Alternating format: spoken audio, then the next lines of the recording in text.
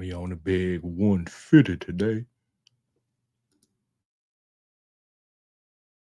Step in your brain, feel the adrenaline rush, going fist and kicks, the pain we can't hush, and then they fight us. We're the real tough guys, breaking down barriers, we aim for the skies. Into the octagon like a warrior I stand, train blows, taking hits as I command. The art of combat, I'm ready to go. Submission, knockout, that's how I flow. Unleashing the fury like an untamed beast, locked in a cage where strength is released. Striking precision, grappling with my golden octagon. The stage we ignite.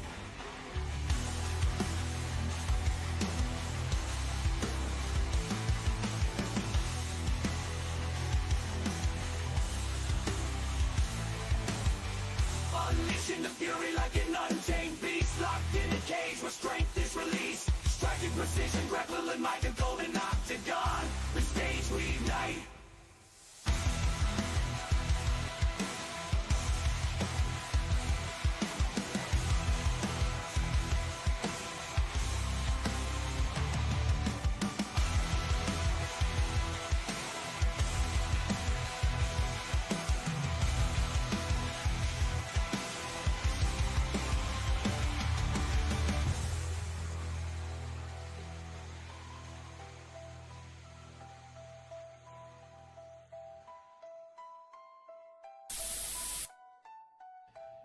And we are live. Welcome to the Golden Octagon MMA Podcast with your hosts, Matt and D Rose. And what's going on, y'all? Welcome to the Golden Octagon MMA Podcast. My name is Matt. D Rose is on that cyber screen. Do apologize. Coming to y'all a tad bit late. Not gonna lie, we're just talking about our everyday lives, and then we're like, oh, we should probably start the show, right? So that's what we've been up to. But with that being said, appreciate y'all stopping by. Hit that thumbs up button if y'all don't mind. Yeah, D Rose, this past weekend we had some fights at the Apex, some controversy here and there, but we will talk about it. But let me get my banners pulled up. Let me get ready. Oh, why am I leaning like that? All right. So pretty much on today's show, we got our UFC Vegas 103 recap. We got our UFC news and fight announcements to go over. And to be honest, not a lot to talk about as far as news, dude. And then lastly, where's it at? Where's it at? Oh, I guess I didn't do it. We got our UFC 313 fight preview and our picks. We will be talking about that prelims all the way up to the main card. We got 12 fights to talk about for this weekend. But before we get into that, let's shout out the chat. We got Antoine in here saying, yo, boys, my favorite night of the week. Shout out, Antoine. Shout out you, dude. You've been constantly in here. Antoine went in here every single week. You know, let me do something. Antoine's consistently in here every week, always commenting, always asking questions and stuff like that. So yeah, Antoine's definitely a ride or die. Him, Dave, Austin, those are three off the top of my head for sure that are ride or dies. I'm about to make Antoine a mod real quick while I'm live right here, and I think I can only do it while I'm live. So let's go. Hey, while you do that, I'll actually he has a question coming up here asking how we met. We actually used to ride the bus together back in the day. we did go to school together. But yeah, we actually lived in not technically in the same neighborhood, but like one street over from one another for a long time. So that was, really how we met. And really just kind of started from there. Yeah, always been friends, and mostly had a lot of the same interests for the most part, as far as like sports and stuff like that. And but of course, you had ended up moving up Northern Virginia and everything, so we didn't get to really talk as much. But I think we had both started posting about UFC on Facebook, and we had both kind of started reconnecting basically because of that. We were like, we didn't realize each other was such big UFC fans, so we had kind of started really picked up our friendship back from there, and been on a run ever since. Hell yeah. We got another week, another parlay, one leg short of hitting. I am on to go. I'm about to go sabotage. I don't know what that even says, Dave. It's Sabbatical. ridiculous. Yeah, on a sabbatical. Yeah, I can't read. My man's about to lose it. So when the podcast started and I had a big grin on my face, that was actually what it was that I was grinning about. Was that I read Dave's comment and it had me rolling because Dave, me and you are in the same boat. I cannot. Well, and honestly, I've just been getting dusted. Like not even one leg. Like I've just been getting dusted on my bets. Everyone that tells change the cheddar this past week has to be heated, dude, because we were Esteban Rimovic's money line away from hitting 2 change the cheddar parlays, dude. Not just 1, 2. Yeah. That killed me too. Yeah, that killed me too. It was crazy, man. Yeah. We're all excited for this weekend, Antoine. No, so actually would have been elementary school, right? Yeah, technically elementary school, but Because we rode the bus together and stuff back in the day. Yeah, elementary school. Our bus was crazy. Our bus was crazy. There was a story. That's crazy. There was a dude on our bus who ended up like shitting his pants, like in the back of the bus, and everybody ended up like moving as close to the front of the bus as they can. Like it was a wild moment. Yeah, dude, that was. I don't want to say anything. That's just one. That's just one, dude. Like, anyway, we got Chandler Deck in here. Yeah, I'm tossing money on Justin this weekend. You are not going to be alone. I know me and D Rose are both on the highlight this weekend. All right, D Rose. Without further ado, how have you been over the past week, man? You want to let the chat know? Yeah, no, things been great, for the most part. It's been a little shaky the last couple of days. I ain't gonna lie, it's been a little stressful, just working life, just kind of throwing a little monkey wrench in there. But hey, we gonna keep our chin up and keep things moving. But as I said, as far as bets went this past weekend, goodness gracious, dude, I got toasted. Like I said, Esteban Rivovic, that killed me. I was pretty heavy on Charles Johnson this weekend too, and that we'll get into it, but that killed me. There were multiple fights on there that I was anticipating one way. I had the main event to at least start the 4th round and had a weird 3rd round stoppage. It's just absolutely crazy, man. I don't know what to make of it at this point. I'm with Dave as far as just going on a run like you haven't seen in terms of losing. It's crazy. Indeed. Look at that. Antoine with the wrench now. Antoine is now a mod. He said he's honored. Yeah. You can keep some of the spammers out of here that like to post random weird things. There's some weird people that come in here, Antoine, from time to time, man. Anyway, so with that being said, let's get into the show. We got our UFC Vegas 103 recap. We got Manel Kape versus Asu Amabayev was the main event, and not the best main event, to be honest. We both did pick Manel Kape to win via decision, but to be honest, he was like minus 220, and I just put him money line because I thought if I could have got 3, 4, 5 decision, I would have taken that, or just like Manel Kape in the start round 3. But I guess I just took the minus 220 because I just kind of thought, I was like, this dude, he's never been 5. What's he going to look like? And, like Manel Kape, if he looks anything like he looked in his last fight, he's probably going to be champion soon. But the takeaway from this fight, because it did end 3rd round TKO, was the eye pokes, dude. I saw some photos earlier today. Man, those look disgusting. Asu Amabayev's eyes are still like bloodshot red today. And I've seen a few like slow motion videos now, dude. He like swiped at his eyes with like one hand, like jabbed him in the eye with the other hand, and then punched him, dude. I was like, dude, Asu got poked so many times in that fight. But it goes to show, man, nothing's going to be done about cheating. So just pick the cheaters to win, and you're probably going to win money most times, dude. But Manel Kape wins 3rd round TKO. Anything on the main event, man? Yeah, I thought it was a good performance from Cop for the most part, but as you highlighted, it's hard to overlook those eye pokes. And what I thought was strange too was the one in the second round was that the officials went back and looked at it, and they actually said that the ref was Mike Beltran, who had initially gave him time to rest, and then the replay official went back and said no, it wasn't. And then the UFC broadcast ended up playing the replay, and it looked like it was the one with the eye rake itself, which I will say it did look like a closed fist in action. So I will say that one was kind of tough to call. But the one there in the third round where, he's running and, he basically takes his hand and swipes it across Asu Amabaya's face, that was pretty bad. And then I thought, for me personally, I thought the stoppage was weird. I know that Asu Amabayev had his back turned and was kind of running, but Chelsea Chandler did it. We remember when Chelsea Chandler literally ran head first into the cage trying to run away from Norman Dumont.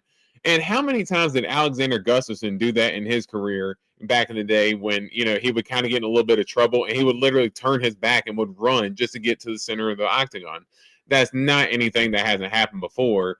And, Asu Amabayev was almost going for a takedown at that point. So, it was a weird performance. I still thought Cop overall did look great. I thought his shots were landing. I didn't really think Asu Amabayev had too much for him. Even, eye pokes or not, I just think that Manel Cop was going to be the better fighter. So I will not be mad if Manel Cop does get a title shot off of this. But it was just a weird ending to otherwise what was a good night. Yeah, I agree, man. I agree. Co-main event was my podcast play of the week. My side of it hit this week. Yeah, and we'll talk about your side here in a second. It was Cody Brundage versus Julian Marquez. I was right. You were right. Cody Brundage, round 1 knockout. I was confident enough to bet it, and I was confident enough to put it in my most favorite play of the week. I know you hated it, but, dude, my thought was these two dudes suck. Like, both have power. Both have no chin. There is zero chance this goes even to the second round. So my play for this was Cody Brundage versus Julian Marquez under 1.5. And that fight went exactly how I thought it was going to go, dude. Both dudes just in there fucking swinging. Both dudes knocked each other's mouthpieces out and were swinging at each other for like 15 seconds before the ref stopped it, handed both their mouthpieces back. And then they started swinging again. And then that's when Cody Brundage just, I think one of their mouthpieces got knocked out again. Oh, yeah. Cody Brundage's mouthpiece got knocked out again, right? Julian started to swarm him. Ref stopped it again to I like to give Cody like his fucking mouthpiece back.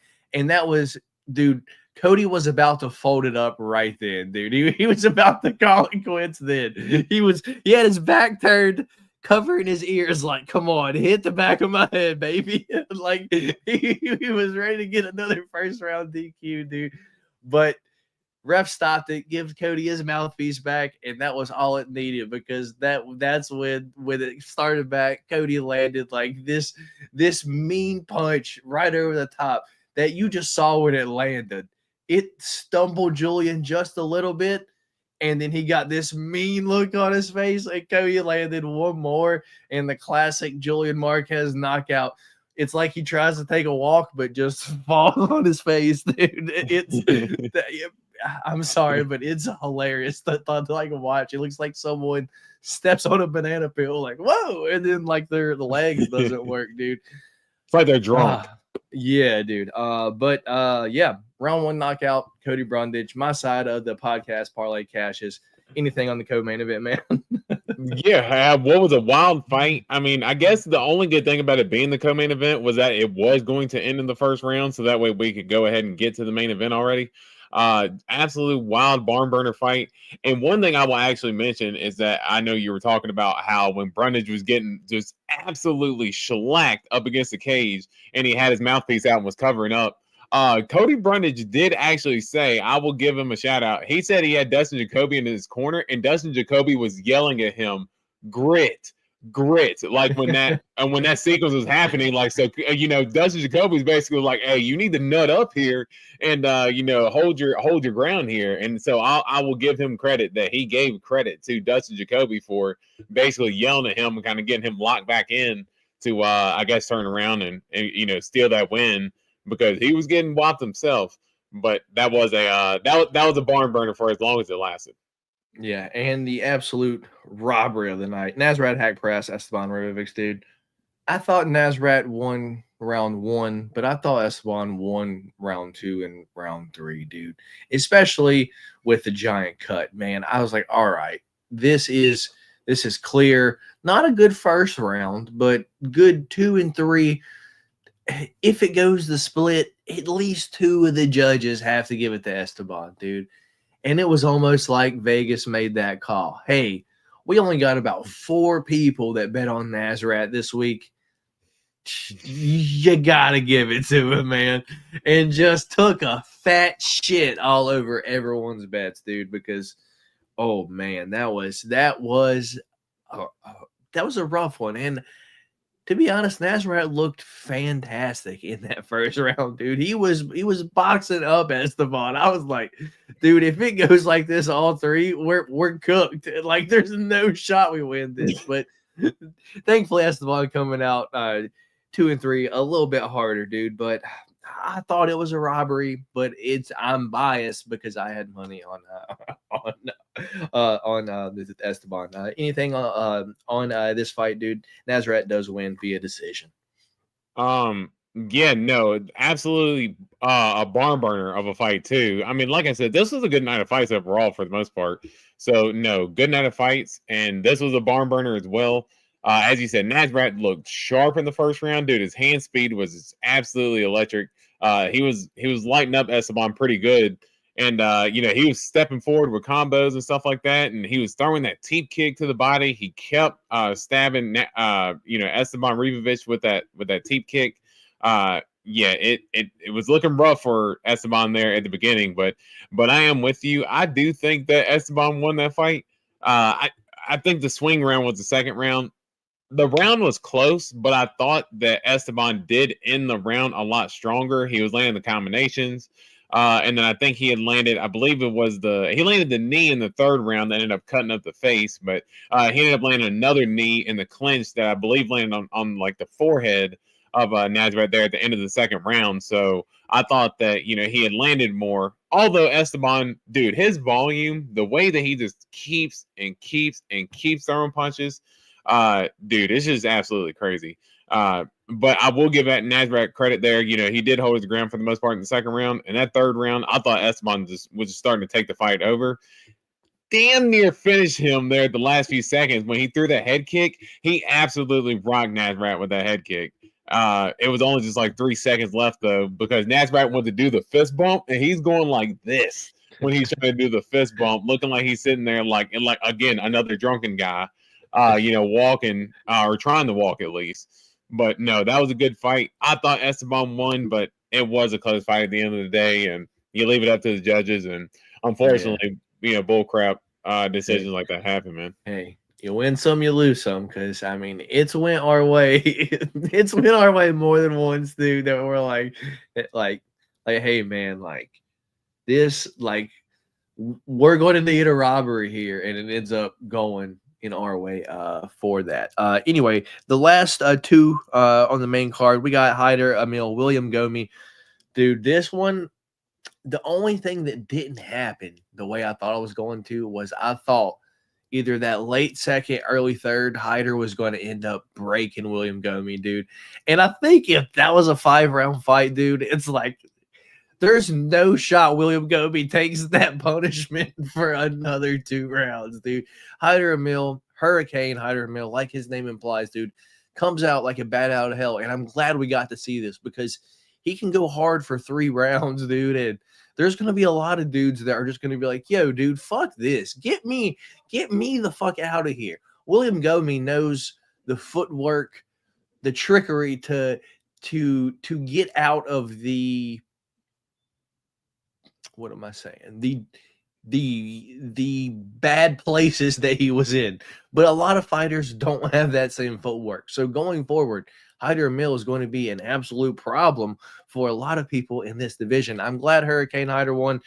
Big fan of his fight style because it's just like march forward, throw everything.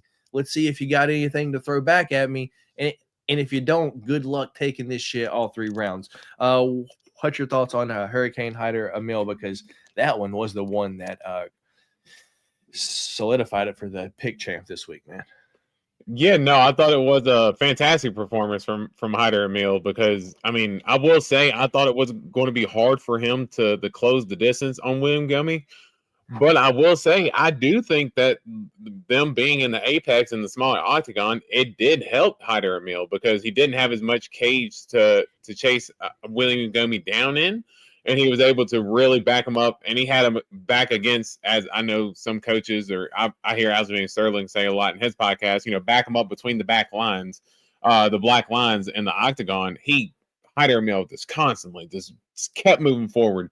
I don't think Hyder Emil took one step back the whole fight. Like, I think it was literally forward, side, like it was just constant motion. Staying in front of William Gummy was not giving him a chance to breathe. He even took a little bit of damage there at the beginning of the round because at the beginning of the first round, because William Gummy was landing some spinning stuff. I mean, we haven't seen William Gummy do stuff like that. He's throwing spinning attacks and everything, but Hyder Emil just consistently just kept on that pressure. And there in the third round, as someone who did have a parlay with William Gummy, yeah, there in that third round, I'm like, yeah, this fight's over, dude. Like, I mean, William Gummy's absolutely gassed, and Hyder Emil just sitting there just keeping on the pressure till the end of the fight. So absolute barn burner. I love Hyder Emil's style. I don't know how far he can go with this thing. He's a little bit older. What is he, 34? So, at featherweight, but just as far as just a regular fun fighter, oh man, I'm going to be down for every time he's out to fight. Yeah. He's fun, dude. He's for sure he's for sure fun. And the last one on the main card, Danny left hand to God Barlow faced Sam right hand to Cemetery Patterson, dude. Because who had Sam Patterson by knockout, dude? I did have that fight to not go the distance. I did have that fight to not start round 3, so I wasn't too upset. This was the second one for our pick champ, so this one was, I guess, kept you in it for the tie to not get clean swept this week. But yeah, Sam Patterson, round 1 knockout. What are your thoughts here, man? And did you see that coming? I did not see a knockout coming, but I did see a Sam Patterson finish coming.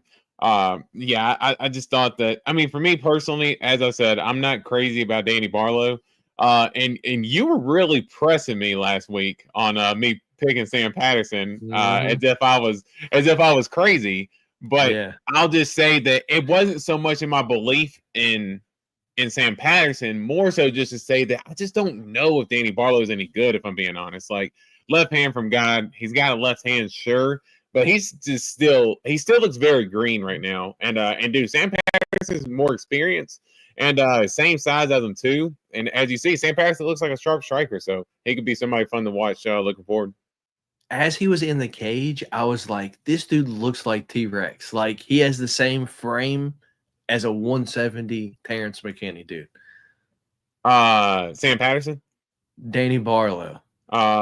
Yeah, kinda. I can see that. Yeah, and it's like they both have power and probably can't. I mean, Danny Barlow can at least go the 3 rounds, so maybe like the extra 15 pounds is a Terrence McKinney's never heard of a 3rd round. Like, who are you kidding? Yeah, I would be pretty sure to say that Terrence McKinney has never seen a 3rd round in his life. Yeah. Anyway, let's get to a few of these comments. I'll get a few of these pulled up during the news segment, just because we're doing the recap right now. Dave thought Esteban won. Antoine thought Esteban could have won, but Nazareth took it with a takedown. Gross. Yeah. All right. We got Vulcan Arctic in here. What's going on, Vulcan? Appreciate you stopping by tonight, my guy. And then Prelims real quick. Let's see what was on the prelims. Mario Pinto snoozed Austin Lane early in the second round. Let's not talk about it more than that. I'll be all right. Your podcast play of the week was Chepe 3 or decision. That side hits. So guess what, D-Rose? Our podcast play of the week, I played it. It was, I put $10 on it. I put $10 on it. 10 to win 40. Our podcast play of the week. It hits this week. So shout out us for coming up with that. I know you hated it because you do not bet Cody Brundage fights, but it hit for us this week. Chepe, I thought Chepe could have possibly finished, but once again, I think at this point, Chepe 3 or decision's almost a lock at this point, right? Yeah. Yeah, no, seriously. I mean, dude, his absolute pressure. That was one I sent you, and I said, dude, Chepe is just an absolute dog. Like, I love his fight style. He is just absolutely gritty, and he is another one similar to Hyder Emil. That dude never takes a step back. He is constantly moving forward, putting pressure on guys. Backing him up against the fence. He's throwing boxing combinations. There at the end of the second round where he's just lighting Ricardo Hamas on fire, and then he throws that flying kick.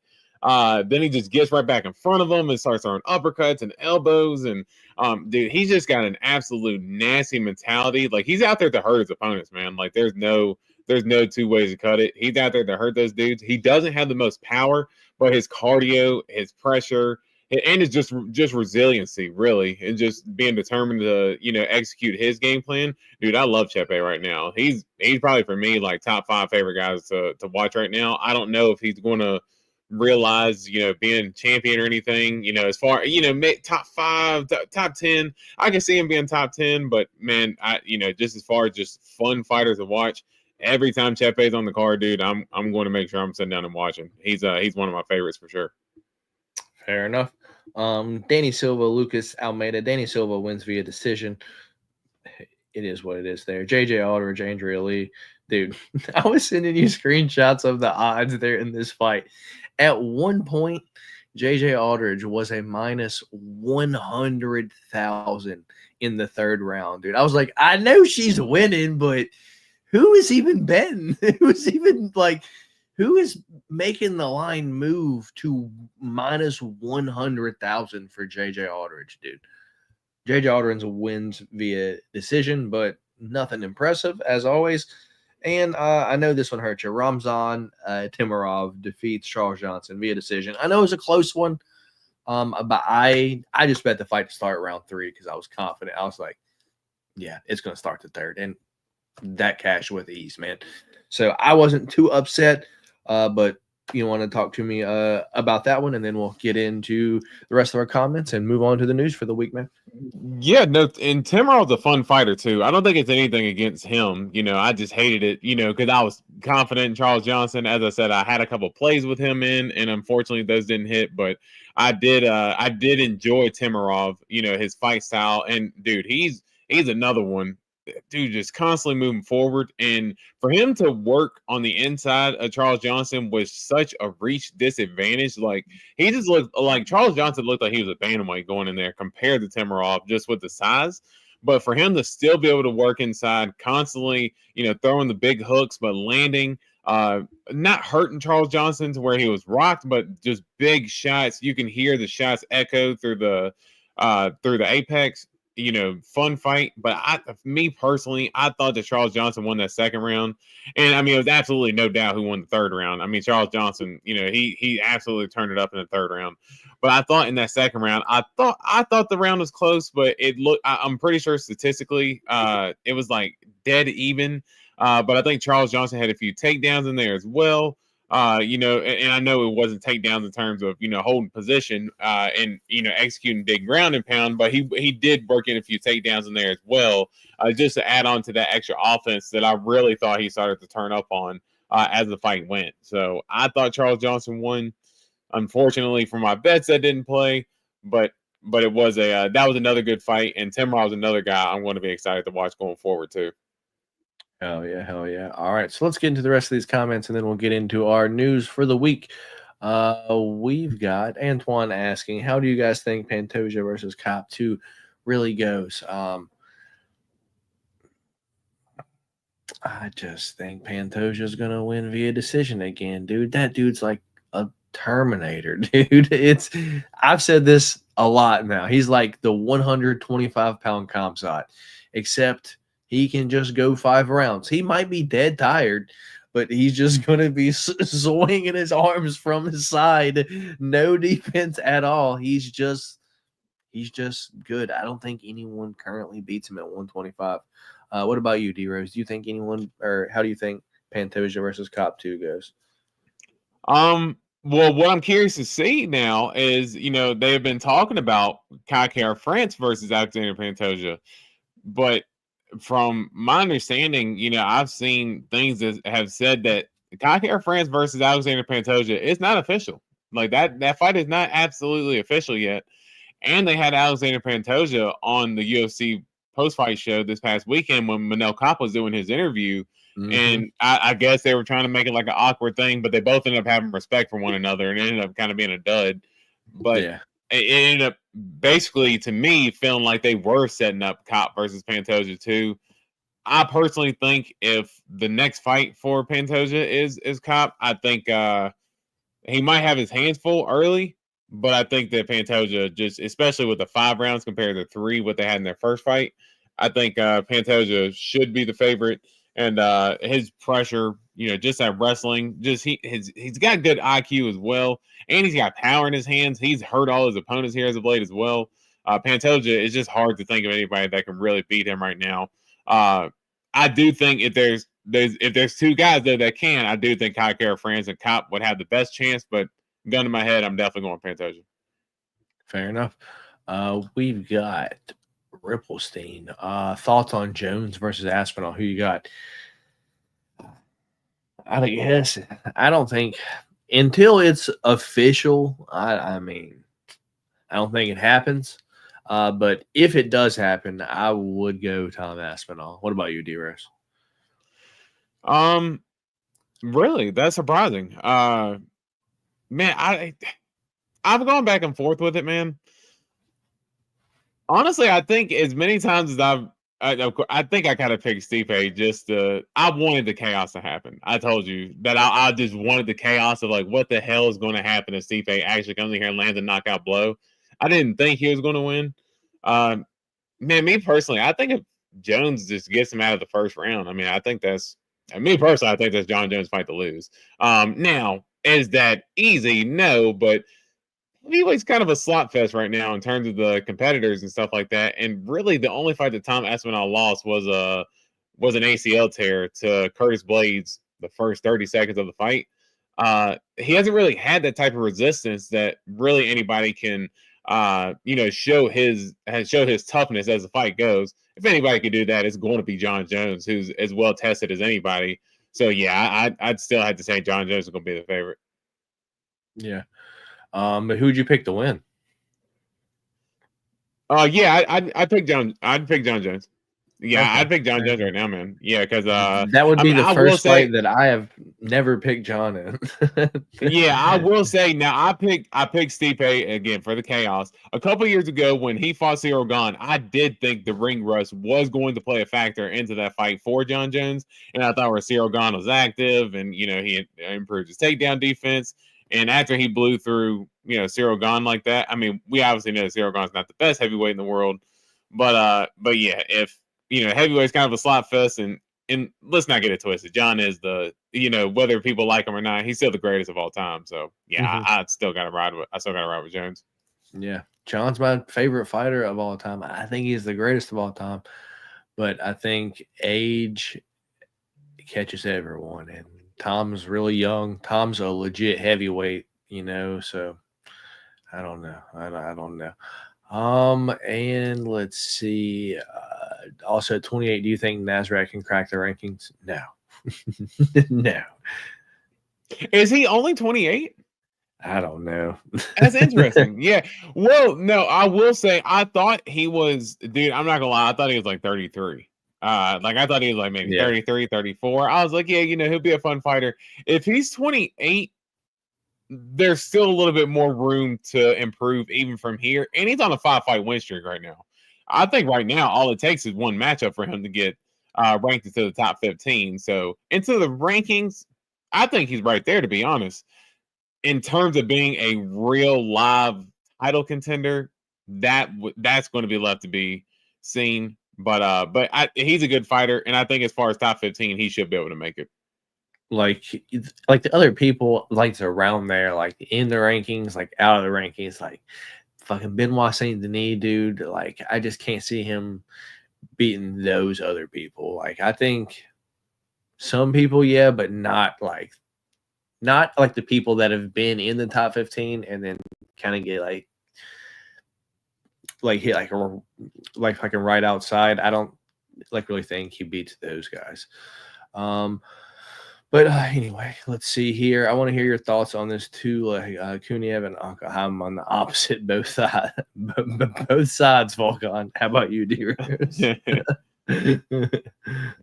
that's funny. I'm not crazy about that, but hey, if you feel great about it, hey, pull the trigger. Don't let me deter you from what you feel confident on.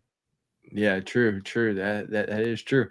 Well, yeah, Antoine, it's crazy to see you guys really grow up. Inside the UFC like Nazareth. Would you guys personally come in young and grow up 28 to 30, and come in at 28 to 30 when you're fully developed? I don't know. How about you, D-Rose?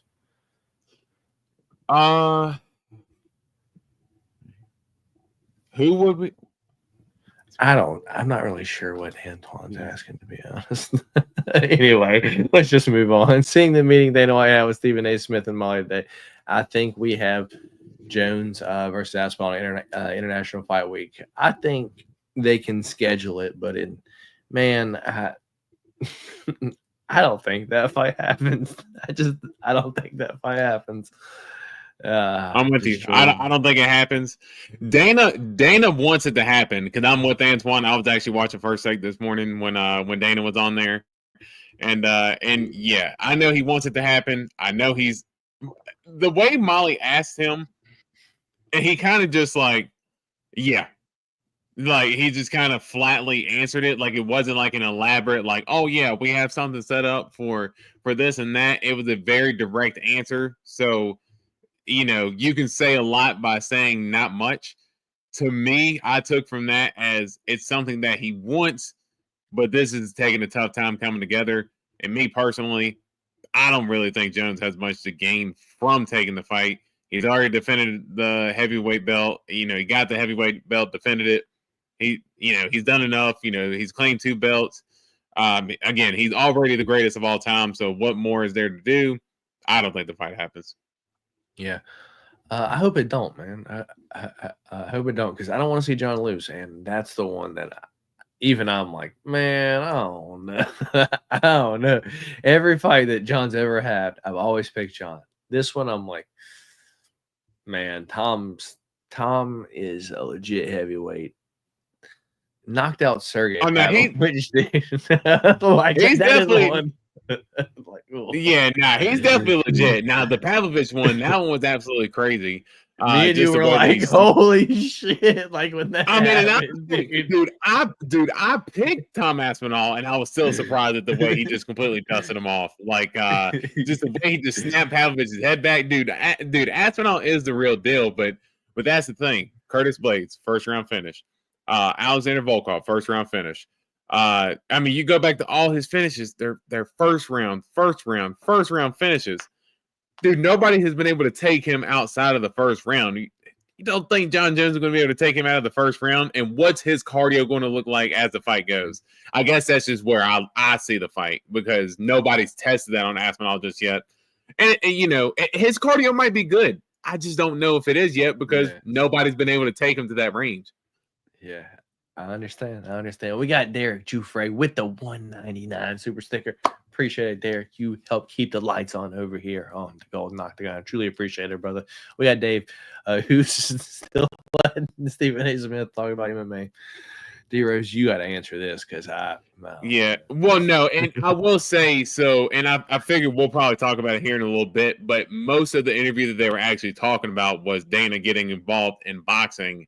And I will say, because Molly Karam used to work with UFC before when I believe it was like MMA Live that they had on ESPN back in the day, and Molly Karam was on ESPN then when she was on that show. And she's a sneaky UFC fan. She watches a lot of fights, so a lot of the UFC questions, she was actually the one that was, directing those for the most part.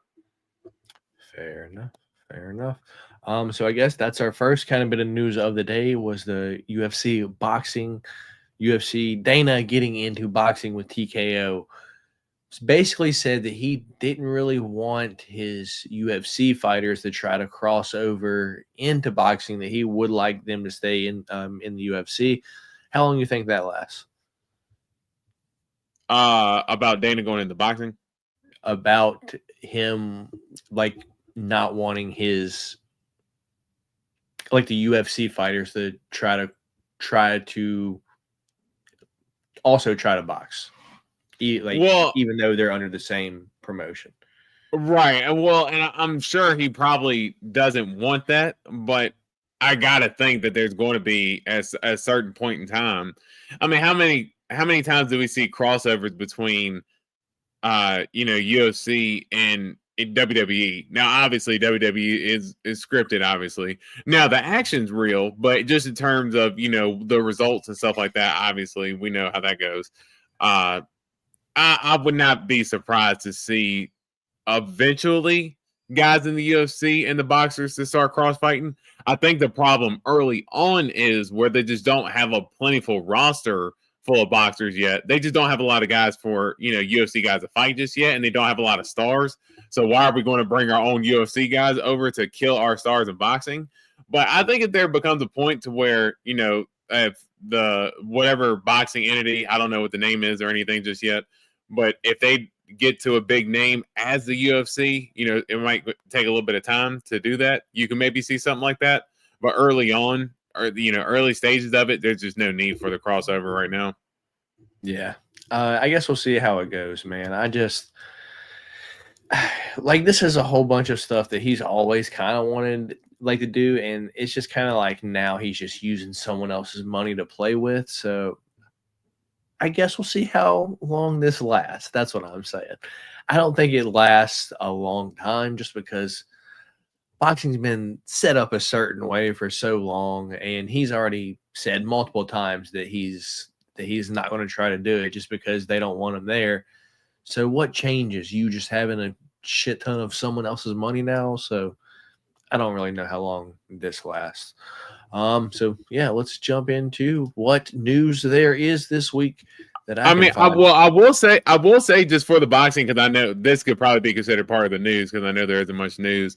This is something that Dana White has been passionate about for a little bit, and to my understanding, hearing how he had talked about in the interview with First Take and them and everything, he wants to structure this like the UFC. Like he wants to have.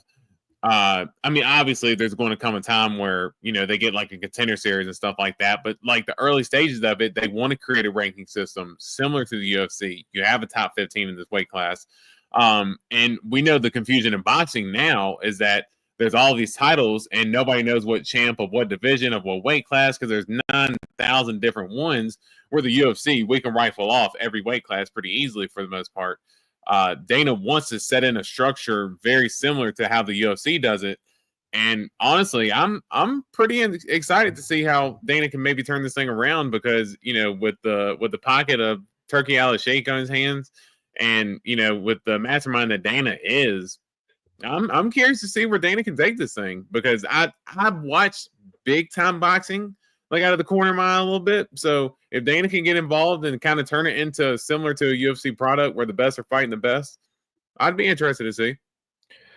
I just think that would get in the way of the whole like the Ali Act because that has to do with like the boxing and like the promotions and how like the promoter.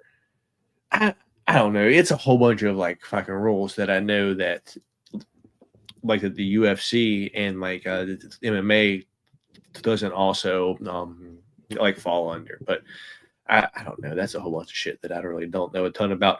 Let's jump into some fighters that have been removed from the UFC roster. D Rose, give me your thoughts on them. We got Roosevelt Roberts, Not surprised. Natan Levy, Not surprised.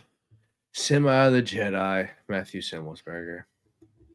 A little surprised at that one, just because he normally brings a fun fight, but he has been on a little bit of a skid here lately. So Yeah, it's understandable. we got Cody Stamen. He'll probably end up making his way back. I feel like he always ends up getting cut and then magically, like you've seen the meme, like the Simpsons meme where the guy's taking the one guy and he throws him out the bar, and then all of a sudden like he turns around and the guy's like standing back in there. That's Cody Stamen. I feel like he's going to end up making like a boomerang and make his way back. Yeah, fair enough. Jonathan JSP Pierce. JSP Pierce. That kind of surprised me a little bit, but I know he had a little bit of weight issues, on a couple different occasions, and the UFC definitely doesn't like that. If you're going to have weight issues and still try to fight at one weight class, they'll tell you to fight elsewhere, so not surprising. Taylor Lapilus. That one was a little bit surprising just because he's looked a lot better in his UFC return, but hey, if you keep fighting with like William Gomi, I just don't think they're going to appreciate those guys after a while. So not super surprised there. They'll sign him back when they head back to France. Probably. Yeah, no, you're right. Hey, if it's a short notice fight that they need. If it's a short notice fight they need, they'll call him. Yeah. Josh Kulabau. Kuya. He's a fun fighter, but again, just bad decisions that he made during fights. He had shown some potential in certain fights, but for the most part, yeah, he kind of lived under expectations, in my opinion. And Julio Arce. Fun fighter, but a guy that he's a little bit older. Won some, lost some. Yeah. I expected. Let's say that. Yeah. Let's see. Kamaru hasn't fought in 495 days. Oh, look at this, D Rose. We got Tony Ferguson set to face Dylan Dennis in GFL. Do you think that ever happens, man? I hope not. I mean, I was almost to the point where I've heard a couple of sound clips of Tony Ferguson's interview with Ariel Helwani, but I didn't want to listen to him. Losing. It's like, dude, so you weren't done losing like 6 fights ago? Like, I know it's hard to listen, and I know the mentality of a fighter. They're going to have this ultimate belief in themselves. How are they going to continue to do this if they don't believe in themselves? And I do genuinely believe that Tony Ferguson does believe in himself, but man, it has been a rough skid. Someone, I was yelling Tony time. I picked him to beat Habib. You know how big of a Tony fan I've always been. Man, I don't want to see this, because if he goes out here and loses to freaking Dylan Dennis, out of all people, dude. Hell no. And the worst part is he's probably going to go out there and Dennis is going to end up going out there and doing like an Eminari roll to Tony to take him down and probably end up freaking submitting him. And I am going to be so sad watching it happen. Yeah, man. I know. We got a fun one here. We got Bo Nickel taking on Rainier de Ritter. It's going to be May 3rd. UFC Iowa, dude. Not even a pay-per-view. Really? Yeah. That's interesting. I think Iowa, that's where Bo Nickel's from, or like at least over there in the fucking Midwest somewhere, with a fucking big like fucking wrestling he went to Penn State though, right? Yeah. Okay, so he's just from Iowa. Okay. Well, I could be wrong. Let's see. I didn't know. I just assumed. That's why when you said UFC Iowa, I was like, wow, he's not on a pay-per-view, but I mean, let's be fair. It says he went to high school in Pennsylvania, so he's probably from Pennsylvania. Yeah, but that's a I'm I gonna look that's at a, I the- didn't know. Well, and just the only reason why I said that is because I Oh, am he was actually surprised that born in Colorado. Who the fuck? Yeah, so fucking Midwest. He's from the yeah. Midwest. Yeah, they all Trust have me. ties. They all have ties. But just mainly say that to say that I'm surprised that he's actually taking a fight on a non-pay-per-view card, but obviously his last performance, does not deserve any type of main card status whatsoever. I mean, I wouldn't be mad if he was on the early prelims or the prelims, the TV portion, but yeah, main card action, he shouldn't be getting that, but getting demoted all the way to non-pay-per-view fights, that's pretty crazy. But I do think this is an interesting fight, and I think that the way they match up, that's not gonna be an easy fight for Bo Nickel. So yeah, I'll be interested to see how that fight plays out. Yeah, man, I agree. It's crazy to think, in like 2050, I'll be like 51. I wonder where the UFC will be at, like how global the martial arts will be. Do you guys think it's hit its peak yet? I think it's still growing, man. Not a ton. There's still a lot of people that don't know anything about UFC, right, Deros? Oh yeah, I do think that there's a lot of people that don't know too much just yet. I do think that as far as it hitting its peak, I don't know about that. Hold on, All right. I had an intruder there. I had an intruder tell me good night, but I think it'll. I guess in the question to say, will it be as popular as the NFL and the NBA and stuff like that? I mean, for me personally, I like UFC much better than NBA. Nothing will replace NFL for me until something just completely falls off from under. It's my favorite sport. In terms of popularity, I don't know if the UFC will get quite there, but I do think in terms of could it get more popular? Sure. But I still think there's going to be a ceiling in terms of its popularity hitting the mainstream sports for the most part. Yeah, I agree. What plans do you guys think the WWE has in the whole thing? I have no idea. No idea. And then I don't. It's not necessarily the UFC, but it's the parent company for the UFC and WWE. I think it's TKO. It used to be WME, whatever it was, and now it's them. But yeah, they'll be the ones that I really have the most say so over it. I don't really think the WWE would have much to do about it. yeah, and then Dave saying 2050, I'll probably be dead. Don't say that, Dave. You're gonna live a long, healthy life, Dave. Nah, Dave's old as hell. Newport boys are going to take pimp out by then. Long as they ain't gonna make it, bro. Oh my goodness! Don't know how the UFC know McGregor, but no McGregor. I'm not sure what you're saying, brother. Maybe like the fans that don't really know the UFC, but they know Conor McGregor. Like, yeah, fair. Yeah, you'll see people like that, but you don't really get those types of stars, all that often. Yeah, people born in the 60s, 2025 is their 2050. That's the thing. Yeah, that's true. That's true. Time flies, man. Time flies. You never really know, dude. I don't know. I'm still trying to figure out what I want to be when I grow up. Yeah, I'm still trying to figure it out, man. I'm doing shit just flying by the seam of my pants. Like I don't even know what I'm doing half the time. Yeah, we got Caio Bahio calling out Robert Whittaker. What do you think about that? Man, that'd be interesting. Yeah, that would be an interesting fight. I saw where Robert Whittaker was calling for the Sean Strickland fight, so I'm curious to see kind of where that goes. But yeah, I'd love to see Caio versus.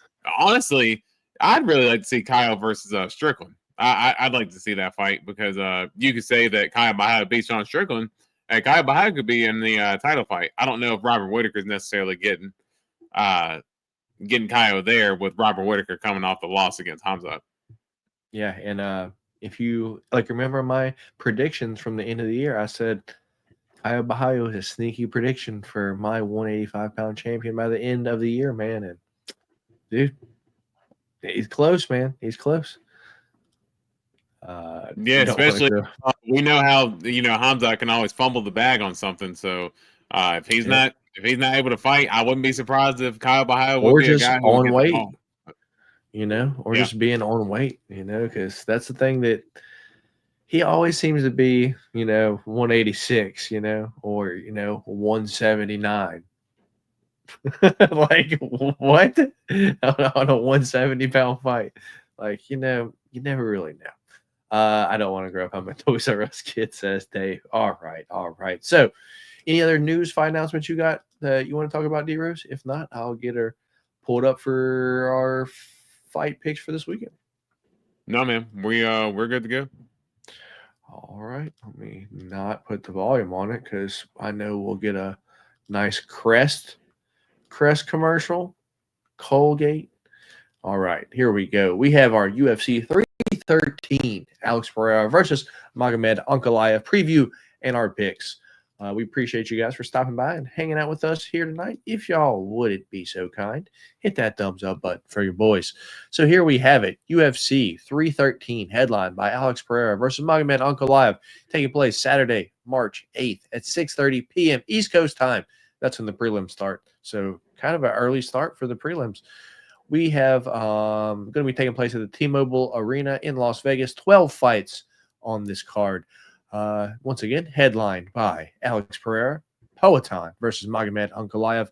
Co-main event is Justin the Highlight Gaethje versus Rafael Ottoman Fiziev. We've got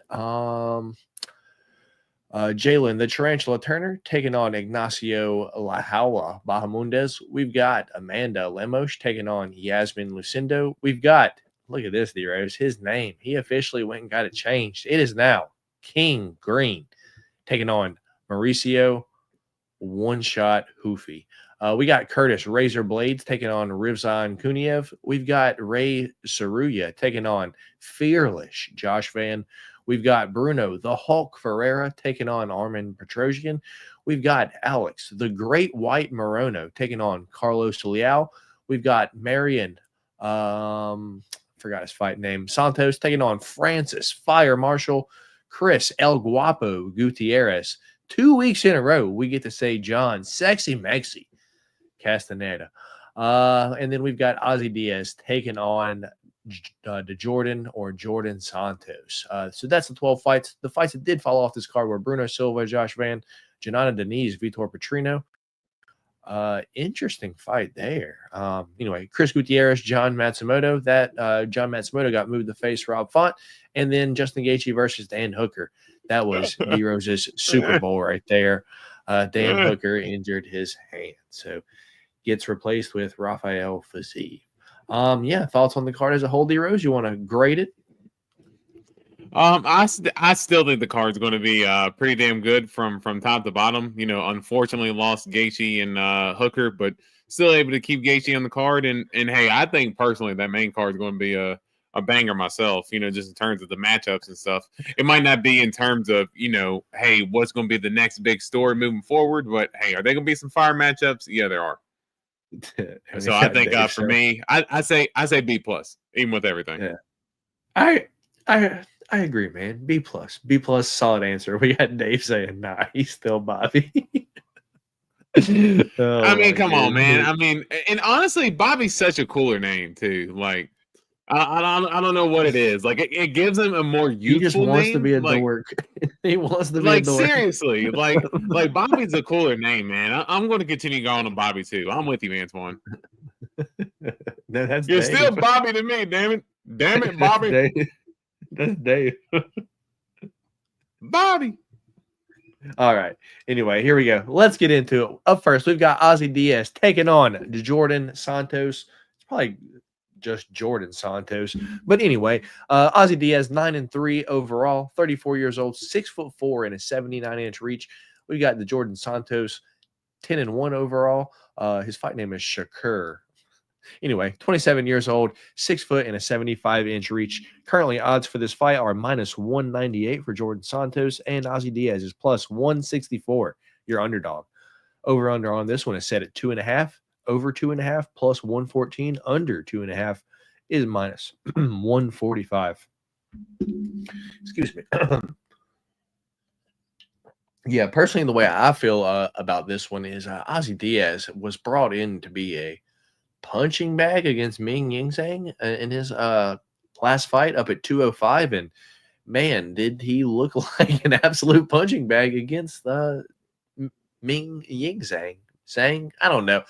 Anyway, the Asian dude from the road to UFC pretty much smoked Ozzy Diaz.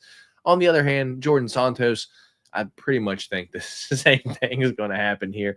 Ozzy Diaz is, I guess you can say he's a little tough. You know, he can absorb a little punishment.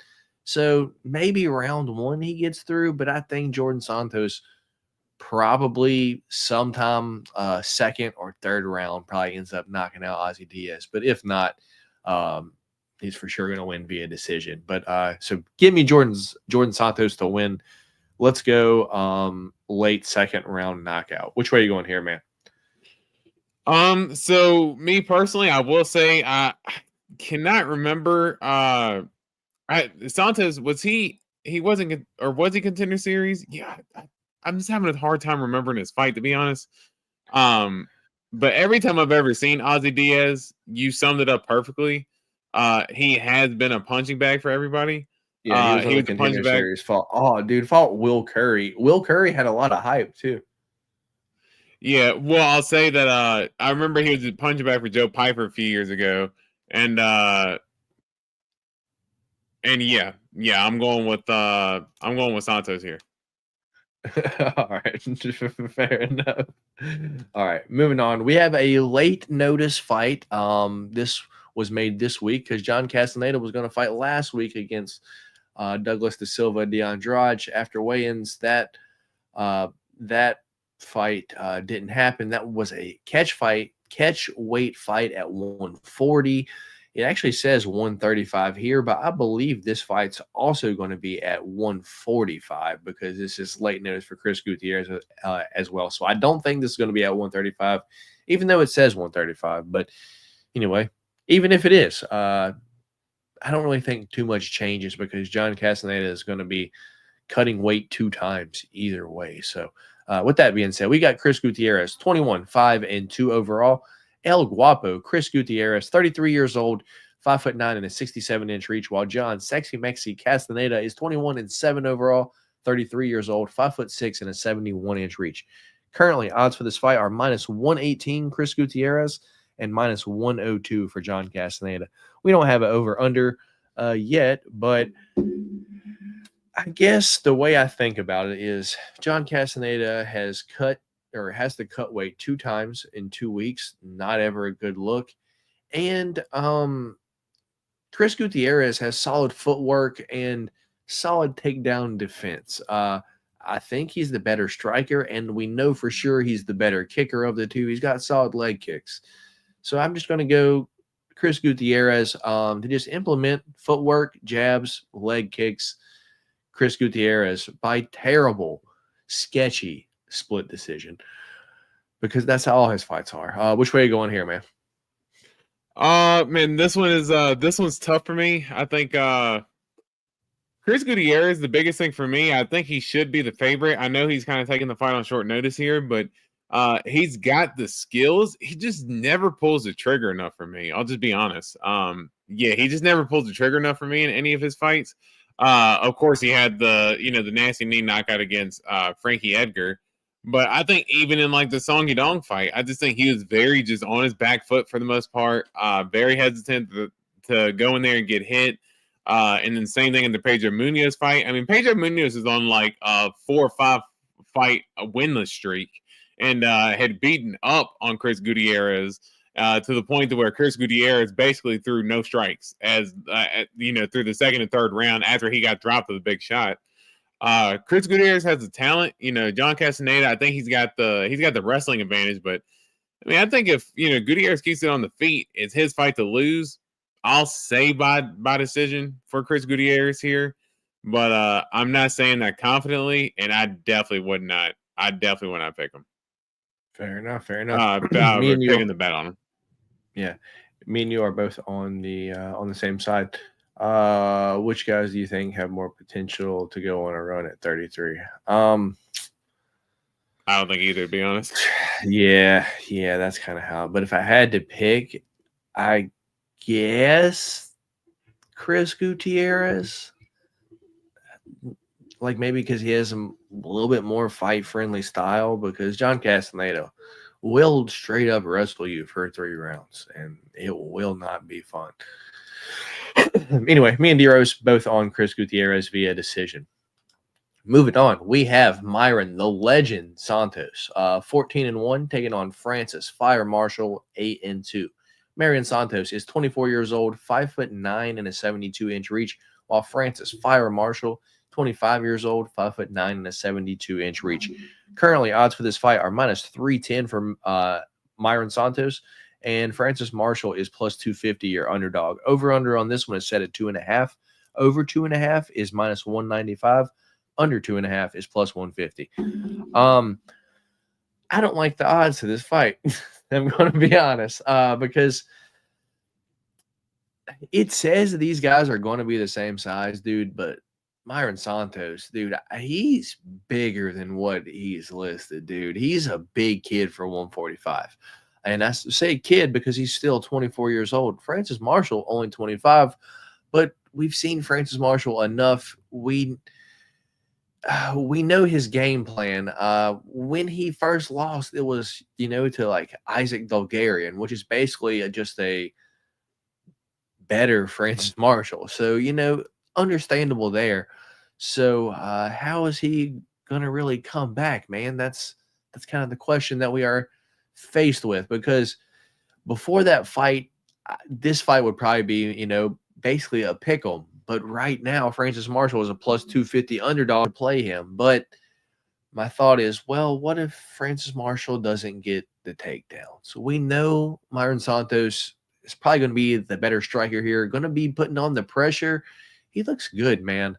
So I don't like the odds, but I am going to go Myron Santos 3 or decision here. I'm going to go with the favorite. How about you, D-Rose? Yeah, I think Myron Santos for me. I mean, dude, his striking is as clean as can be. Of course that big hook that he landed in the what was it, the Ultimate Fighter season finale. I mean, dude, it was just absolutely picture perfect. So I'm definitely going to be excited to watch him. As you said, we know how Francis Marshall is. We know that he's got pretty good boxing, solid kicks for the most part, but where he thrives is in the that pressure wrestling, backing you up to the fence, taking you down, and kind of executing some nice ground and pound. But I do think Myron Santos has good takedown defense, good footwork. Francis Marshall does get into a point to where he starts chasing guys if he can't necessarily get them into the position that he wants. And I think for a sharp striker like Santos, I think that can set up good, clean counter shots for him for the most part. You remember when William Gomey and Francis Marshall fought, William Gomey basically just danced on the outside of him the whole time, and they fought in the apex, and Francis Marshall just chased him the whole time. I'm still wondering if that's a hole in Francis Marshall's game that Myron Santos can take advantage of. I'll go Myron Santos here. Francis Marshall is tough, so I'll say Myron Santos. If he doesn't follow him to the ground with a knockdown, I'll say by decision for Myron Santos. But I think it could be I think it'll still be a clean striking performance from Myron Santos, and he'll really show who he is. Fair enough. Me and D-Rose both on Myron Santos. I'm on Myron Santos via decision. D-Rose, late finish or decision. Up next, we do have Alex, the Great White Morono, taking on Carlos, the Lion Leal. Alex Morono, 24-11 overall, 34 years old, 5'11", 72-inch reach, while Carlos Leal is 21-6, 30 years old, 5'11", and a 72-inch reach. Currently, odds for this fight are minus 750 for Carlos Leal and plus 525 for Alex Morono. Over-under on this one is set at 2.5. Over 2.5 is minus 110. Under 2.5, minus 120.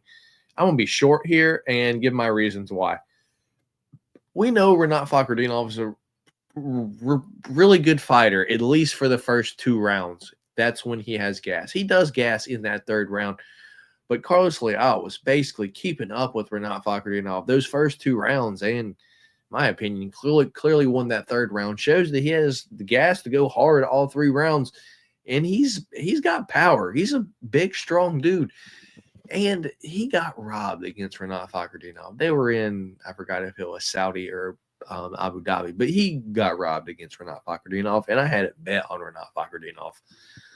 Alex Morono has looked like shit in his past few fights, especially when he comes in fat, dude. If he comes in, if I see him Friday and he's fat, dude, I mean, I don't really know how much we can bet on Carlos Leal without throwing him in like a 9-leg parlay, because if not, it's not really going to matter. But yeah, give me Carlos Leal to probably knock out Alex Morono. Let's go second round. How about you, D-Rose? Yeah, I'm with you in terms of Alex Morono not looking his best. Man, me just personally, if what if Leal's not on the cycle anymore? Who knows? I don't know how good. Oh, he is. Oh, he is. You don't gotta worry. He is. Yeah, that's what I'm curious about. Oh, he gets the residual effect still. He's good. Yeah. I'm not gonna lie. As you can tell in my answer, I'm very hesitant in terms of how I want to answer this.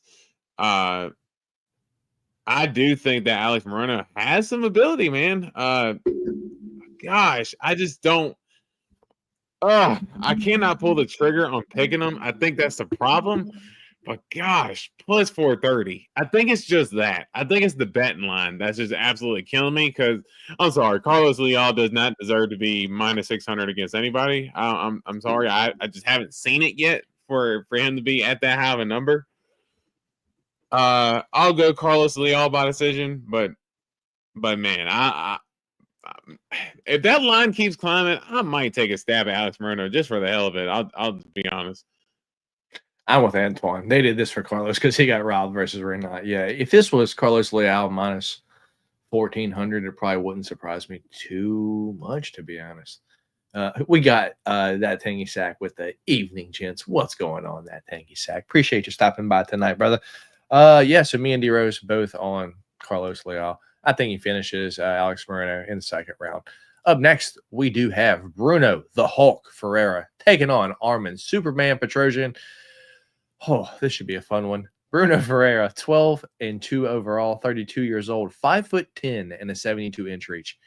Probably like 5'8", 5'9", if we're going to be honest, though. Arman Petrosian is 8-4 overall, 34 years old, a legitimate 6'3" and a 71-inch reach. So Arman Petrosian is going to be the taller, longer guy here. But let's not forget, D-Rose, that Arman Petrosian got double-fisted in his last fight. Back. Yeah. Double back fisted. I just like to say double-fisted. Yeah, because Cheryl Bullet Magomedov for sure fisted Arman Petrosian in a very mean way. That was just a weird, dude. And dude, you get knocked out like that, I feel like you can basically get knocked out by anyone. So we know Bruno Pereira not the biggest guy in the world, but he walks forward and throws heat. We saw him fucking snooze RoboCop. So it's like, dude's got some power, and you get knocked out by that shit. I can never pick you, to be honest. So give me Bruno Pereira. Not going to look great, but I think he's probably going to knock out Arman Petrosian sometime in the first round. If this gets out of the first round, this is going to get real sketchy, and Arman Petrosian probably skates off with a decision. But I'm going to go Bruno to knock him out in the first round. Odds for this are Bruno Pereira plus 120, the dog. Arman Petrosian minus 142, the favorite. Over under on this one set at 2.5, over 2.5, plus 124, under 2.5. minus 160. Gonna be a striking match. Let's just hope Bruno can find that chin. Which way are you going, D-Rose? Yeah, man. I think that, man, for me personally, I do think that this is gonna be a tough one to call. Arman Petrosian, he's very inconsistent, if I can say that. I remember he had a lot of hype coming into the UFC, but it just seems like I know he's had some tough matchups and stuff like that too. He's fought Kyle Bahayo, he's fought Char Bullet and guys like that, but he did beat up Christian Leroy Duncan. Yeah, that's what I was going to say. He got a good win against CLD. He kept trying to like butt scoot to him standing up. I've never seen that before in my life. But Bruno Ferreira, for me personally, I think that he's a welterweight that doesn't want to cut weight. Like he's small in my opinion. I know he's got pretty good reach for the most part, but I just think in terms of Armin Petrosyan has long legs. I just think he keeps Bruno Ferreira at distance. I wouldn't be surprised as well if you see Armin Petrosyan working some wrestling. It really surprised me that Abus. It really surprised me that Abus was able to wrestle Bruno the way he did, and I would not be surprised if Armin gets a little blitz from Bruno and just goes and shoots in for a takedown. And being the bigger guy, just being able to kind of have his way with Bruno Ferreira on the ground. So give me Petrosyan here. I'm going to go by decision. I think Ferreira is going to be too tough to finish, and I don't think that Armin Petrosyan is going to be able to finish him with the striking because I just don't think he has power like that. So I'll go Armin Petrosyan by decision. All right, first different pick of the night. I am on Bruno Ferreira. D Rose is on Armin Petrosyan. You see the pick champ back here. D Rose, we're bad about doing that now, huh? When the beans are going, we don't even announce it anymore, huh? Pick champ for this past week. Ramzan Timarov versus Charles Energy Johnson. I went Ramzan Timarov. D Rose went Energy Johnson. Danny Barlow versus Sam Patterson. I went Danny Barlow. D Rose went Sam Patterson. And the final one was Hyder Emil versus William Gomi. I went Hyder Emil. D Rose went William Gomi. So I went 2 of those 3. Pick champ is still over here this week. But our first different pick this week is Bruno Ferreira versus Armin Petrosyan. All right, back to it. Anyway, bad about doing that now. Anyway, our next fight, I know you're going to be a fan of this one, D-Rose, so I'll probably break it down, and then I'll probably pass it to you. Go get some more water, dude. So up first, we've got Ray Saruya, 10-0, taking on the fearless Josh Van, that is 12-2. Anyway, Ray Saruya is 22 years old, 5'6" and a 68-inch reach, while the fearless Josh Van is 23 years old, 5'5" and a 65-inch reach. Currently, odds for this fight -185 for Josh Van. Just switched right in front of my eyes. And Ray Saruya is +1. Well, changed back. Josh Van -180. Ray Saruya +150. It keeps changing back and forth. Anyway, over under on this one, I said at 2.5. Over 2.5 -195. Under 2.5 is +150. D Rose, feel free to break it down. Give me your thoughts and opinions, man, because I'm probably going to agree with you. Yeah, man. For me personally, I'm a big Josh Van fan. It's probably going to be no secret for me the way that I lean, but I do think that this is going to be I think it's going to be a good fight. Josh Van, he's got the slick boxing, good shots to the body. It's crazy to say that he's a small guy for flyweight, but he is, man. He's, as you see, he's 5'5" with a 65-inch reach, but he's got good head movement, knows how to utilize his boxing, and works in and out. Man, he's slick. And he knows how to, time his shots as well. Good counter striker. And he gets guys, once he gets them backed up to the fence, man, Josh Van's going to throw those blitzes at you, and it's going to be tough. I think Ray Saruya, good fighter. I know he's had some pretty good wins. He won road to the UFC. Good win against Carlos Hernandez, who is a pretty good wrestler himself for the most part.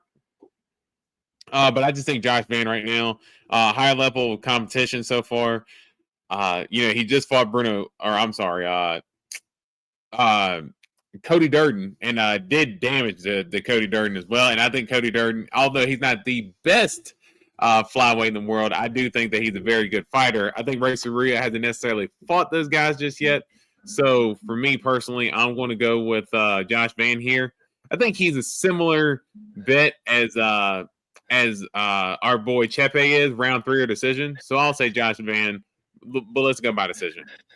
Oh, man, they miss me eating the beans. Yeah. I'm basically going to agree with you, and here's why. Ray Saruya is a grappler, and that's it. I suspect he'll have some some success in the first round, but Josh Van usually starts out slow in the first round anyway. But what happens when the second and third starts and Ray starts to gas a little bit? And dude, he will do anything to get this fight to the ground, even pull guard, Imanari rolls, anything. So what's going to happen when that don't work? Josh Van's going to be standing over him, kicking him. It wouldn't surprise me if we saw a late Josh Van finish here. So I probably wouldn't play anything less than the 3 or decision if you're not playing Josh Van finish. So that being said, I'm going to take Josh Van round 3 knockout because Ray Saruya is not going to have anything on the feet for Josh Van, and he's going to be one of those butt scooters on the ground that's like, I don't want to stand up with this guy anymore, and then they're just going to wave it off. That's my thoughts. But Ray Saruya is good, though. He is a very good grappler, but Josh Van, I just think he's better. Yeah, I agree. All right, so moving on, we do have Curtis Razor Blades taking on Rizvan Kuniev. Curtis Razor Blades, 18-5 overall, 34 years old, 6'4", and an 80-inch reach, while Rizvan Kuniev is 13-2-1, 31 years old, 6'4", and a 76-inch reach. That seems like a short reach for being 6'4". But anyway, odds for this fight are minus 325 for Curtis Blades and plus 260 for Rizvan Kuniev. Over under on this one, I said at 2.5. Over 2.5 is plus 110. Under 2.5 is minus 140. I was laughing because I think I sent myself this post on Instagram, and if I did, I'm going to pull it up. It was the list of drugs that Rizvan Kuniev popped for after his last PFL fight. It is. I have it here. Let me share this. This was. I just shared this instead. Was it like that one boxer? Like I think it was Darrell Big Baby Miller, where he had like 10 different things he popped for. Shit was crazy. Here we go, D-Rose. Friendly reminder that the guy that Curtis Blades is fighting this week tested positive for the Captain America Super Soldier Serum. Anyway, the event of PFL 2 in 2023. So he's been suspended since then, basically. Is where he won via decision. It got overturned because Kuniev tested positive for an anabolic steroids. Man, you guys know I can't read. This is going to be hilarious. Drone standalone, metandalone, biodandalone, and 19 nandrolostolone. He tested positive for all of those in 2023. So this hairy man is probably going to look like absolute shit against Curtis Blades. I don't know why this fight is being made, to be honest, D-Rose. So yeah, dude, that being said, Curtis Blades by knockout, whether that's on the feet or ground and pound. I don't think this dude belongs in the UFC. So give me Curtis Blades to finish this absolute can that should not be here. Thoughts and opinions here, man? Yeah, I'm not gonna lie. I don't know much about Kuniev, so I'll just get right to it. I think you breaking that news to me about him testing positive for all those steroids was like news to me in itself, because that's how much I don't know about this guy. But for me personally, I just think that Curtis Blades, top contender for a long time. He's fallen in love with his hands a little bit too much in his last few fights. So that's the only thing that's going to worry me a little bit about Curtis Blades. I don't think it'll matter here. Yeah, but hey, it's heavyweight. All it takes is one shot, so you never know. So, and we've seen Curtis Blades. I mean, I picked him against Sergey Pavlovich, and I was pulling the follicles on my head off because I was just going crazy. Because why did Curtis Blades not go for a takedown in that fight at all when you obviously have the grappling advantage, dude?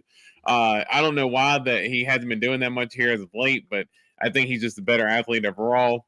Give me Curtis Blades. Let's go ground and pound second round. Fair enough. Me and you agree in there. Antoine wants to know, does Curtis fight for the belt again at 34? It wouldn't surprise me just because, as it's been said by Dave right here, the division is such a dog shit, like zero depth. Like, you win 2 fights in a row, you're basically next for the title. Yeah. Yeah, no, seriously. And honestly, I mean, if you ask me right now, you put Curtis in there against Cyril Gahn, I mean, I think he'd beat Cyril Gahn. And if he fought a guy like Cyril Gahn in his next fight, and, that could very well get him right back into a title shot. So, yeah, The only issue is Cyril ain't taking that fight. He's like, you want me to wrestle who? Fuck no. Yeah, no, you're absolutely right. Yeah, Cyril Gahn is not going to take that fight at all. But I think there's not many guys in the division right now who are better than Curtis Blades, so it wouldn't take much for him to get back to it. Yeah, I agree. Up next, we get to some fun fights right here, D-Rose. Probably my most confident play on the card, so this will be my podcast play of the week. Lock it in if you want. It will be another play coming from D-Rose sometime before the end of the show, but here it goes. We've got King Green, 32-16-1 overall, taking on Mauricio Hoofy, is 11-1. One shot, Mauricio Hoofy. King Green is 38 years old, 5'10" and 71-inch reach, while one shot, Mauricio Hoofy is 28 years old, 5'11" and a 75-inch reach.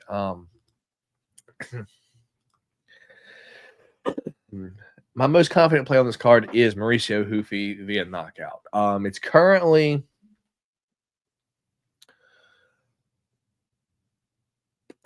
it depends where you get it. FanDuel, it's plus 110. DraftKings, it's minus 125. But odds for this fight are plus 350 Bobby Green and minus 455 for Mauricio Hoofy.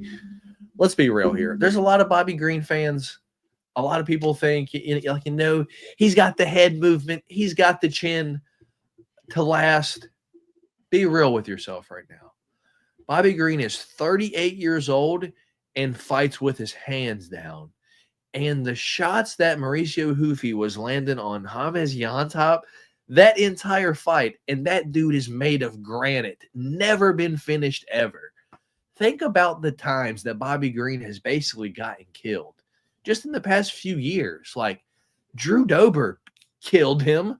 And then the Jalen Turner fight had to have taken 6, 7, 8 years off his life or added years onto his life. So Bobby Green's in his mid-40s, at least with all he's had 50 fights now. The dude's in fight years, like 60 years old. You're telling me that he's going to last 3 rounds with Mauricio Hoofy? Zero shot. The Brazilian Conor McGregor knocks out Bobby King Green in the first round. It's just what it is. My most confident play of the week is Mauricio Hoofy by knockout. That gives you all 3 rounds for him to find the knockout. But Mauricio Hoofy knocks him out in the first round. Which way are you going here, man? Yeah, I think this would be a fun fight. It's a great way to kick off the pay-per-view. As you said, we're all Bobby Green fans. I've been a Bobby Green fan for a long time. Again, I've never said that he was the greatest in the world, but hey, you put him on a fight card, and I'm going to stick around and watch, because every time I've watched that dude fight, he's normally in a fun fight. 9 times out of 10. So I always give him credit for that. I think that Bobby Green, with his style, the hands down, he does the shoulder rolling and stuff like that. He loves to bump gums, but man, he is a super sharp boxer. So if he starts to get that, he gets into that flow state to where if he's landing his shots and making you miss, Bobby Green is kind of like, you go back to even that Jim Miller fight back at UFC 300. Like, dude, the way he was making Jim Miller miss and just throwing shots right back, like he had Jim Miller looking like a mess after that fight. But the problem now is, Bobby Green's not fighting Jim Miller. He's fighting. That's all I'm gonna say. I'm like, that's not close to the same person. He's not fighting Jim Miller. He's fighting Mauricio Hoofy. So people were giving Hoofy crap in that last fight for the James Yantop performance, but again, James Yantop had been submitted before, because I do remember that I had a sneaky play for Mauricio Hoofy by submission. I think it was like plus 800, similar to the Jones Silva thing as well. I thought he was going to be able to get a submission there, but he went out and got the knockout anyway. Hoofy got the decision there against Yontop, but he still looked good in that fight. He just didn't get the knockout because Yontop's so tough. And he, one, never been fucking knocked out, and two, missed the shit out of weight by a lot too. Like it's almost like fucking didn't even try to cut weight. Because they took it at a catch weight because Hoofy's opponent, I can't remember who he was supposed to fight originally, but it was supposed to be last second or whatever. I think they weighed in at like 165 because I remember Yontop came in and was like chubby as could be, but was just game as all get out. But I say all that to say I do think Hoofy gets the knockout here. I think Bobby Green still puts up a good fight, but I'm going to go second round knockout for Mauricio Hoofy. Yeah, it wouldn't surprise me, but his name's One Shot. Your fight name can't be One Shot if you're taking till the second round to fucking knock someone out. You know, that's multiple shots. That's multiple one shots. That's like 16 shots, 24 shots, you know? Yeah, you can't be one shot and go to decision either. Like I mean, how many shots did he fire off on Hamid Yontop? Dude, and nothing happened. Dude, those would have knocked out a lot of other people. Dude, especially the one where he's like looking away and like landing the uppercut, dude. You just see the big swollen machine gun on the dude's face. It's just like, dude, he got the shit beat out of him, dude. You know, Mauricio Hoofy would be a knockout for me and D Rose. So I'm glad you agree with my most confident play this week. You didn't really like it last week, D Rose. Yeah, now the one last week, you know how I am about your boy. No way. Your boy. Anyway, up next we do have Amandina. What the fuck does that even mean? Anyway, we've got Amanda Lamos taking on Yasmin Lucindo. Amanda Lamos 14-4-1, while Yasmin Lucindo is 17-5. Amanda Lamos, 37 years old, 5'4" and a 65-inch reach, while Yasmin Lucindo is 23 years old, 5'3" and a 66-inch reach.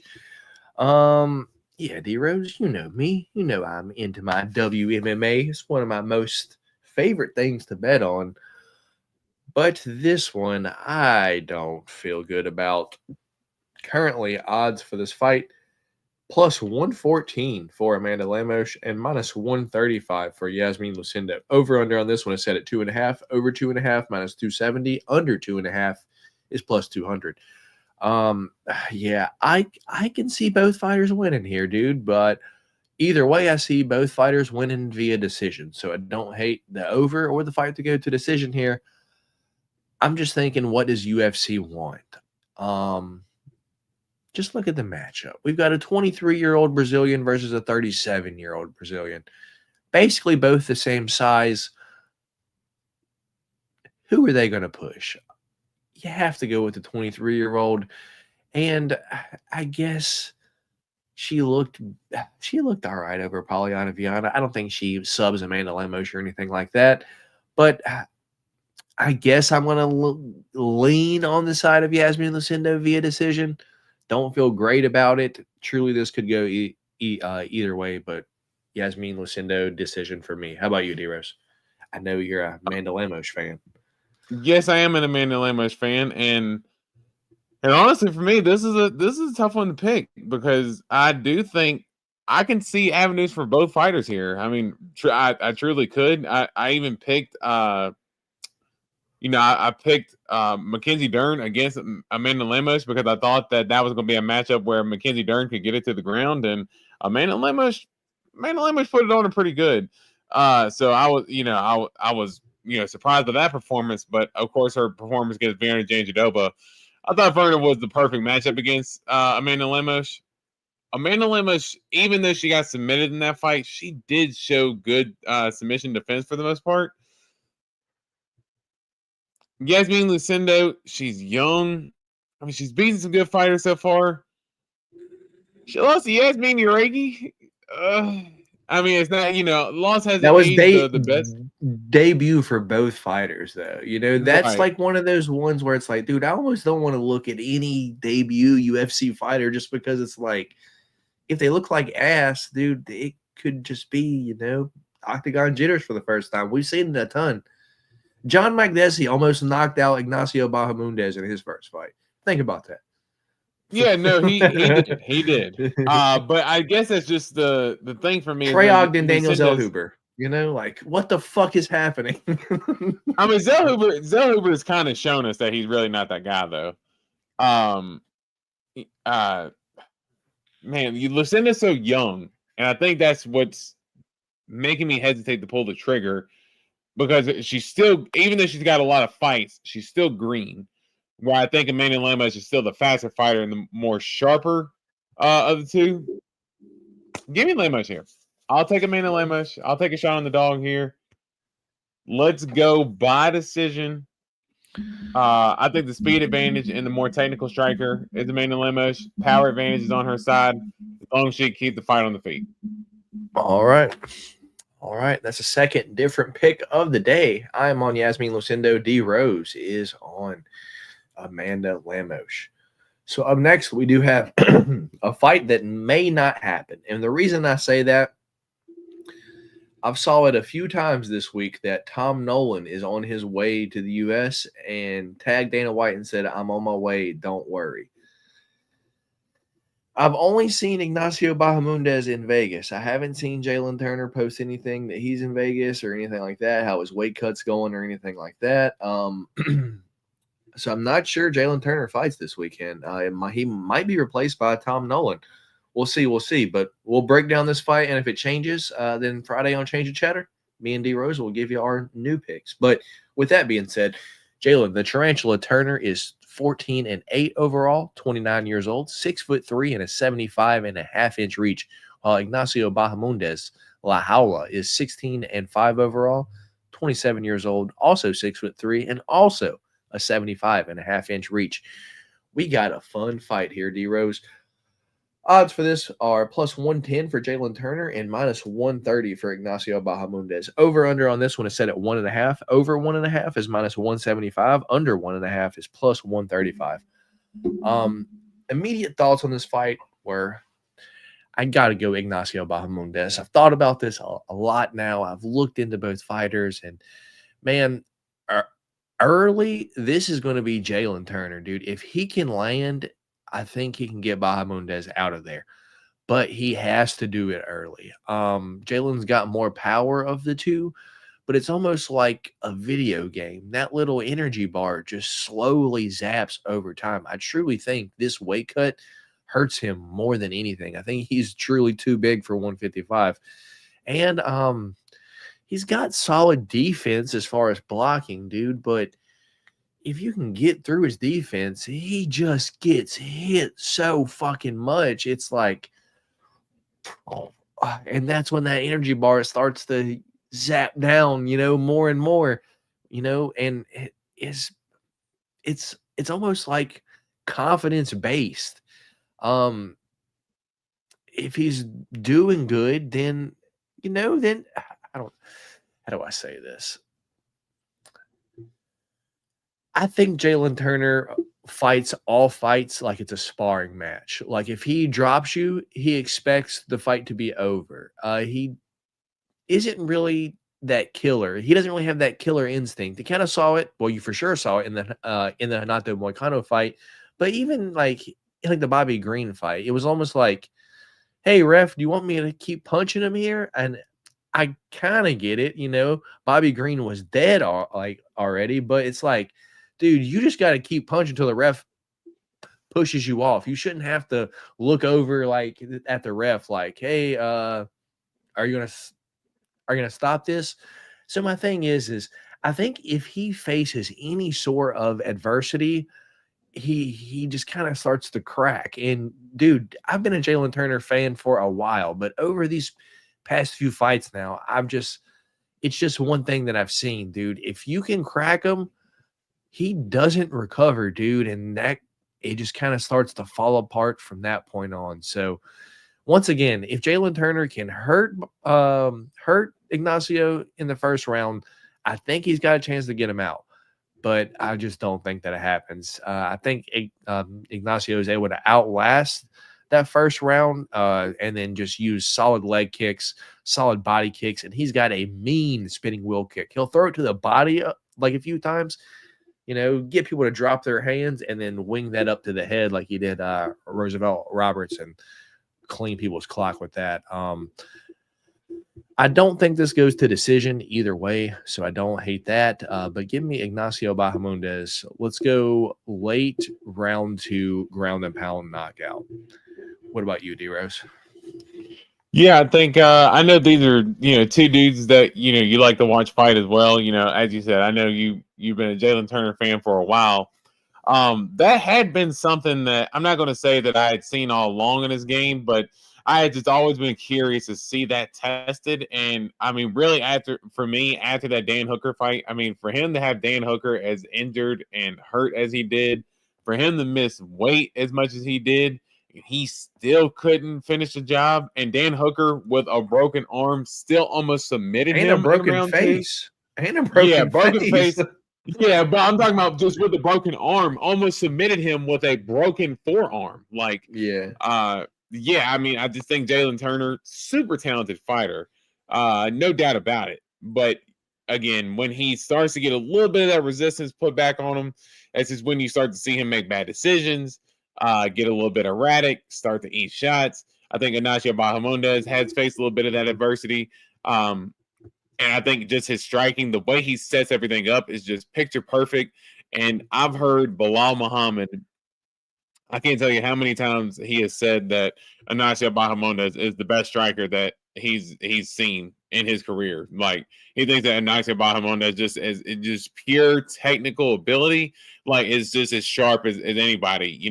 Counters, the kicks, just the way he sets everything up. His pressure, just his distance management. He just really knows how to navigate the game of striking very well. And I think it's going to be something that Jalen Turner is going to have a hard time to navigate. So give me Ignacio Bahamondes here. I'll go by decision. I don't know if Jalen Turner is going to leave himself out there like that. And I don't know if Ignacio Bahamondes if he lands that one shot and hurts Jalen Turner, I think he's got good finishing instincts. But I don't think you're going to see Ignacio Bahamondes throw all of these combos and try to, get him out of there with like a Dustin Poirier type combo against the fence. But I think Ignacio Bahamondes just shows that he's an overall cleaner striker and gets a decision win.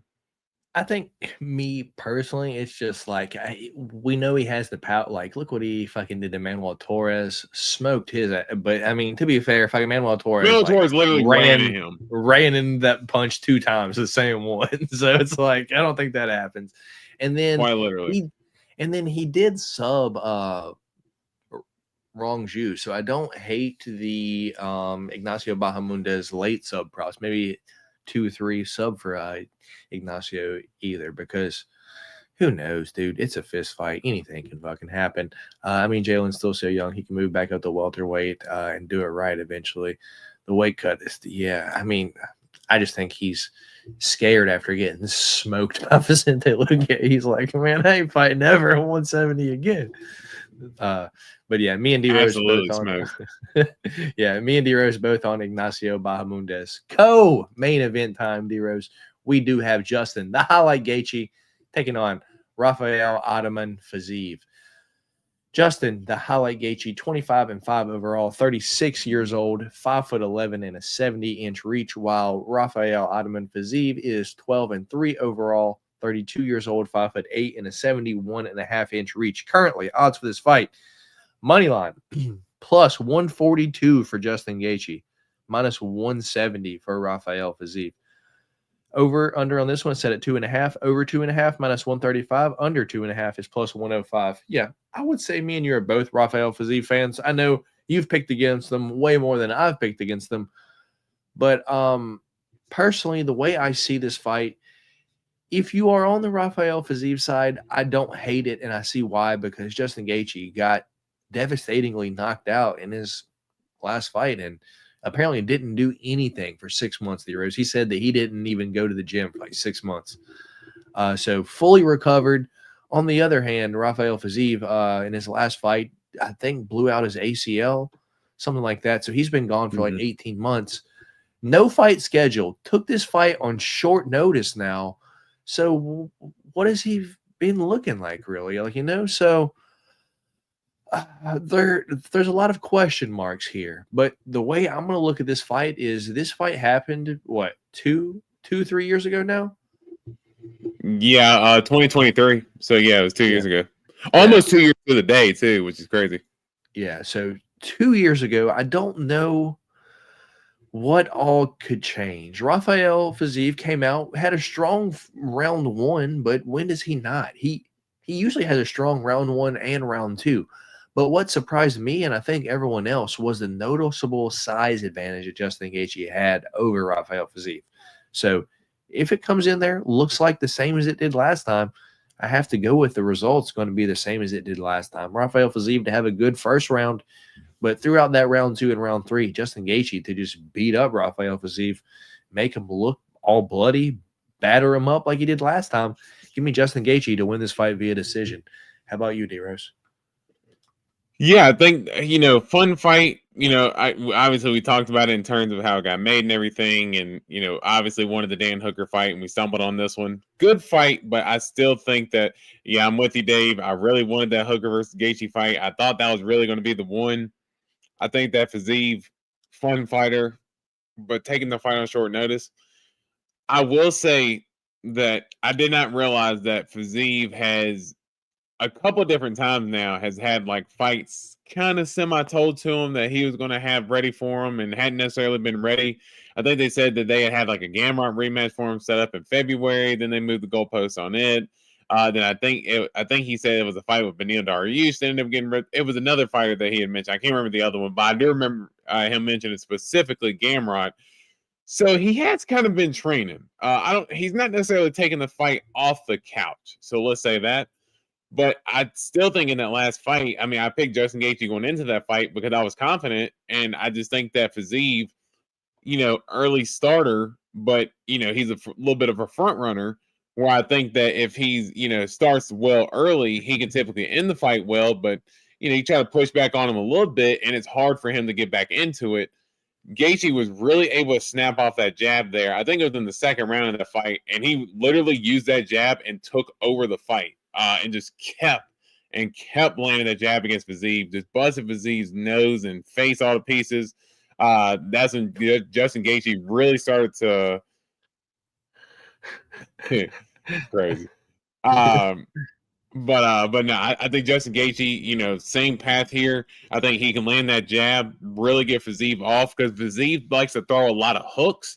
I think that's going to be where it's going to be hard to hit Justin Gaethje because Justin Gaethje does have good head movement for the most part. If you don't have the quickest straight punches. And typically those straight punches like the jabs and crosses typically beat those hooks of Fiziev. So I think Justin Gaethje, again, gets the job done by decision. Fair enough. Me and D-Rose both on Justin Gaethje. Who are you guys originally picking in Gaethje versus Hooker? Does Justin challenge for the lightweight title ever again? I was picking Justin, and do I think he ever fights for the title again? Maybe. I wouldn't count it out, but maybe one more time, and it's got to be soon. How about you, D-Rose? Man, I'm not going to lie. Early leaning, I would have had to seen how the weight played out, but I was leaning Hooker early on. I just think Dan Hooker's like on a little bit of a run himself now, and I just think he's starting to realize everything, in terms of how he can kind of, reach his full potential. But I just think that, this matchup right here for Gaethje is just a lot easier and Fiziev. I just think that Hooker, he's a guy who can match fire with fire. You obviously we've seen Dan Hooker, broken face, broken forearms, all this stuff. It's just a scratch, mate. We've seen how tough that dude is. So I think that could have been something that would have been really interesting to see match that fire for fire with Gaethje to really see how that would have played out. But still bummed out, man. And I hope that hopefully after this fight, win, lose, or draw with Gaethje, that maybe they rebook it. Yeah, maybe. Me and D-Rose both on Justin the highlight Gaethje to win that via decision. So, last fight, main event time. If y'all haven't already, please do us a favor. Hit that thumbs up button for your boys. And if you're new here, why not hit that subscribe while you're down there?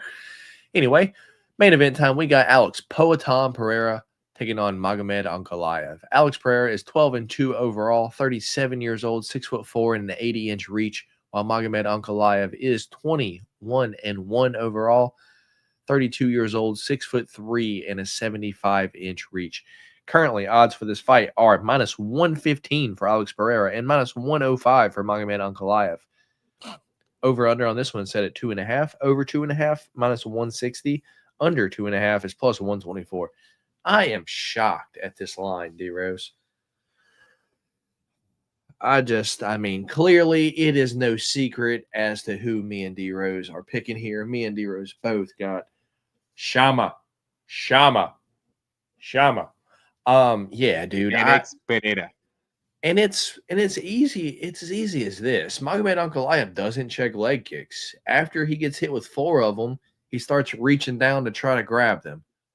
Do that with Alex and watch what happens, dude. I got Alex round 2, round 3 knockout, dude. I think by the second round, Ankalaev is going to be so confused whether he's getting leg kicked, question mark kicked, getting jabbed to the body, or fucking left hooked, that he's going to be like, oh shit, I need to wrestle. And by that time, it's going to be too late, dude. He's not going to have, because that's what happened in like the Jan Blachowicz fight. He was getting fucked up until like the 3rd round, and then he was like, oh, I should start to wrestle. Alex is like a fucking tree. Good luck taking that man down. I love watching him interacting with DC because fucking DC's like, oh shit. Like, he's like, and DC is Olympic level wrestler. Magomed Ankalaev is not that. DC and a former heavyweight champion. Yeah, he may be old, he may be fat, but he knows what he's doing and he knows what he feels. So if he says, oh shit, like he understands, this dude's a problem. I just think Alex is going to eat up Magomed's legs. And as I said, round 2, round 3 knockout. Specifically, give me Alex Pereira round 3 knockout here. What about you, D-Rose? Yeah, I honestly, I couldn't have broken it down much more beautifully. I think that's, very much how I do see the fight as well. As you said, Alex Pereira, dangerous with the leg kicks. Magomed Ankalaev, I do think that he can use some wrestling. I really think his best path to victory is for him to come out with the Kurt Angle "You Suck" song, the dun, dun, dun, dun, dun, and then him come out in a wrestling singlet and just right away, just running straight across the octagon and just shooting for a takedown immediately against Alex Pereira. Because if he ends up keeping it on the feet, as what he's been saying on Twitter previously, because of course his tone changed up a little bit here recently in terms of I hope you're ready to grapple for 25 minutes. But yeah, I think if Magomed, he keeps it on the feet, I just think it's Alex's fight to lose. Again, better striker, cleaner striker, more powerful striker. You can maybe say the speed advantage would be with Magomed Ankalaev, and Magomed Ankalaev is a good fighter. This is not me knocking him by any means. A little bit of a hater, boring maybe. As shit. Yeah, a little bit of a hater, maybe. Yeah, you can maybe say that. Yeah, you can maybe say that for sure. But yeah, I'm going to go Alex Pereira here. Let's go. I'm actually with you with the 3rd round knockout. I actually think Magomed ends up getting a takedown in the 2nd. But I think Alex Pereira gets back up to his feet, gets to the point to where it's like, man, even though I take him down, I still can't keep him down. And Alex Pereira just discourages him from the takedown, lands that big shot in the 3rd round, and gets him out of there. Hell yeah. I love it, D-Rose. Me and D-Rose both on Alex Pereira 3rd round knockout. I believe that exact prop, funny enough, I've already bet it because this has been open for a little bit now. I think I got it at +1050, Alex Pereira 3rd round knockout. So damn, not the worst. That's good to throw. Hey, I wouldn't be mad about throwing $5 to it. Yeah, my thing on a straight play, honestly. I think I tend to throw more than $5 at it if it's big odds like that. Like, let me throw 50, 100 at it, see what happens. And then, I think because it came through for me before, because I hit Sean O'Malley round 2 knockout, and then I hit Ilya round 2 knockout on Volk, and then I think I hit Ilya round 2, round 3 knockout on Max. So I hit those 3, but none have been plus 1,000 yet. Like, they were all like, plus 275 plus 375, something like that. So I'm just trying to hit one of these big ass ones, you know. Yeah, I mean, Nero's trying to hold in a yawn over here. I was trying to hold it in there. You caught me. But shit, no. For me, my luck, I end up playing a number that big, and ends up going to a decision. So like, yeah, if I do something like that, I want to do the multiple rounds, just that little extra assurance, just in case. I got you, man. I feel you. I feel you. Anytime I fucking parlay it, it's always multiple rounds. I don't ever put an exact round in a parlay. I'm not gonna win that shit. Yeah, hell no. Yeah, that's too damn scary. Yeah, but that's all of our picks. Prelims to main card. D Rose, we only have 2 different picks on this whole card, so we got to toss one of them out. You want to toss out the girl fight, or do you want to toss out Bruno Ferreira versus Armin Petrosian? This comes down to 1 this week. Oh gosh, I didn't realize we only had one different pick. No, we have 2 different picks, but I mean, oh yeah, I'm talking about like one different pick. Let's go. Let's throw out the Lucindo and Lemos fight. All right, so unless the other one falls out, then our different pick this week is Bruno Ferreira versus Armin Petrosian for the pick champ, the strap, the gold, if you will. So it's been a while since we've picked the. I don't know.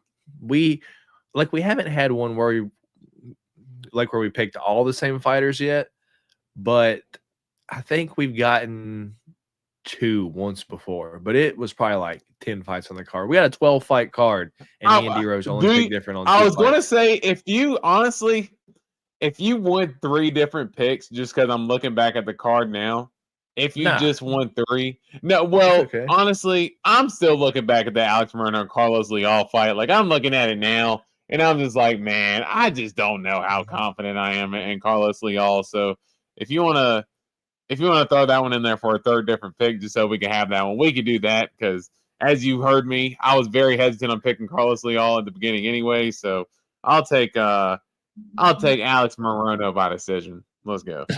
All right, so 3 different picks this week: Bruno Ferreira, Armin Petrosian, Carlos Leal, Alex Moreno, and Yasmin Lucindo versus Amanda Lemos. I'm on Ferreira. D Rose is on Petrosian. I am on Carlos Leal. D Rose is on Alex Moreno, and I'm on Yasmin Lucindo. D Rose is on Amanda Lemos. So you kind of shot yourself in the foot with that one now, because you kind of gave me a free one. Hey, you never know. So it still comes down to 1 for you. It still comes down to 1 for you. Hey, I was going to say, hey, I still got the other 2 that I feel very good about. So let's go. All right. So with that being said, what's your favorite play this week, D Rose? Mine is Mauricio Hoofy knockout. Whew. Let's see. What's the money line on that? I mean, what's the price on that right now on FanDuel? I think it's plus 110, or at least it was earlier. I mean, I'm going back and forth. For me though, it's probably going to be, and I'm gonna go get the line for you right now. Got to be Josh Van, round 3 or decision, right? I mean, I was pretty confident on the. It's not available yet. It ain't available yet. Yeah, I didn't think it'd be available just yet, but yeah, that will be the play for me, because minus again, very similar to Chepe, where I think that just that nonstop pressure. But Josh Van doesn't have the most power, but yeah, that nonstop pressure, I just think he gets a decision win. So round 3 decision for Josh Van for me. Fair enough. So there you have it. Podcast play of the week. My side, Mauricio Hoofy knockout. D Rose, Josh Van 3 or decision. We hit it last week. It was once again Chepe 3 or decision, and Cody Brunage versus Julian Marquez under 1.5. I mean, it down a little bit. No, that shit wasn't even close. That shit started. Nah. I was like, oh, this is going exactly how I thought it was going to. Going like a Jillian Marquez fight normally does. Honestly. Yep. So my side is currently -110. D Rose's side is not open yet, but we'll cover it Friday on Change the Chatter. D Rose, you gonna be here Change the Chatter with me Friday? Yes, sir. We'll be here holding And it down. also, what do you want to do as far as pay-per-view Saturday? Do you want to do the stream or do you want to do a recap? We could do stream. Yeah, I wouldn't be upset about that. Okay, cool. So with that being said, Antoine says I missed the main event, was in the elevator. I have Alex. Oh yeah, me and D-Rose both on Alex. Don't Yeah, forget that. yeah. Look at this shirt, fella. Yeah, we Yeah. both definitely got got Alex. Yeah. So in the weighing in podcast, Josh Thompson asked if this wins to put on Alex on the Mount Rushmore. There's a place here called Mount Trashmore. That's it. Mount Rushmore of light heavyweight. I think so, dude. I think you can maybe already put him there, dude. Why not?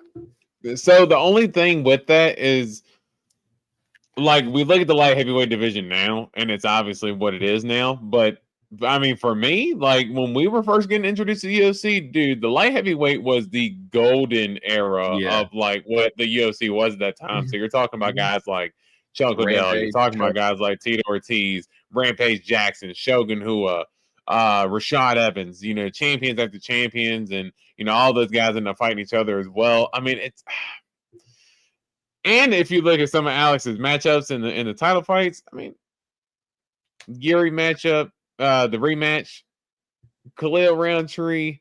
I mean, I don't want to necessarily look at the title defenses to put him up there as one of the best of all time because, again, some of those can be a little bit flawed or picked or whatever.